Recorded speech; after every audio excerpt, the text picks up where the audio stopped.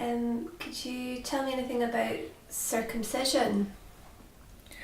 Yes. The issue of circumcision in my mother's area, they hardly did circumcision at all. I don't think I've had of that happening, which is Emu Kingdom, where I have my chieftaincy from. Um, but my father's area is called Ugbuha. It's an optional thing to have circumcision.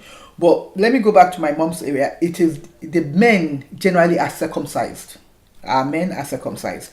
But if you do choose, because what I find with our tradition is that there's nothing that is by force from my own Emu kingdom. If you choose, I don't want to circumcise, nobody there has the right over you. You have the absolute right.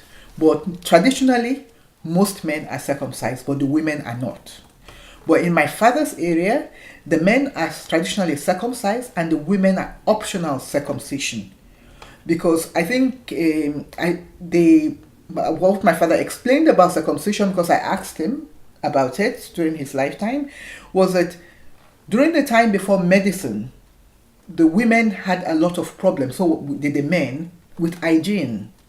They are living in the deep forest, and a lot of there are limitations to medicine that they knew of. Although they had traditional herbs for certain things, but they did not have traditional herbs for thrushes and all those other things that have to do with hygiene.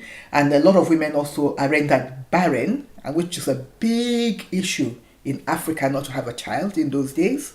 If you don't have a child, they expect you to adopt or something. You must be seen, if you say I don't want a child, as somebody that they will say, this person is strange.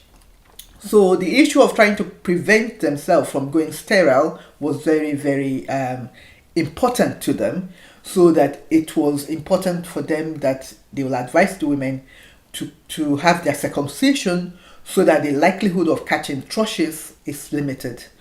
But eventually, unfortunately, this turned to become sexually um, um, um, orientated in stories as time went past.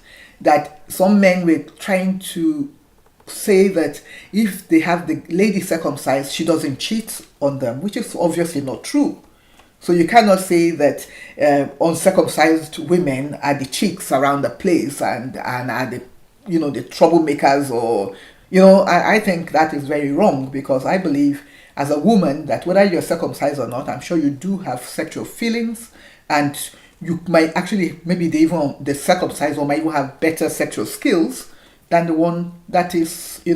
But men now generally, I think, not particularly in Ugbuha, I don't see them using it as a sexual boasting, but in other areas, when you talk to us, I met some men I talked to quite frankly about this, and some of them are turning it a little bit barbaric, if she's not circumcised, then it means that she's a flirt, and I actually, who I feel that's an insult to women, because the generality of them circumcising women came from circumcising men. The reason they circumcise men, which now is not necessary to circumcise men either, because their hygiene has improved, medicine have improved, so there's no need to circumcise any of, in my opinion though, no need to circumcise either woman or man, because obviously it's a painful process for them. It's not an easy thing, even if you do it as a child.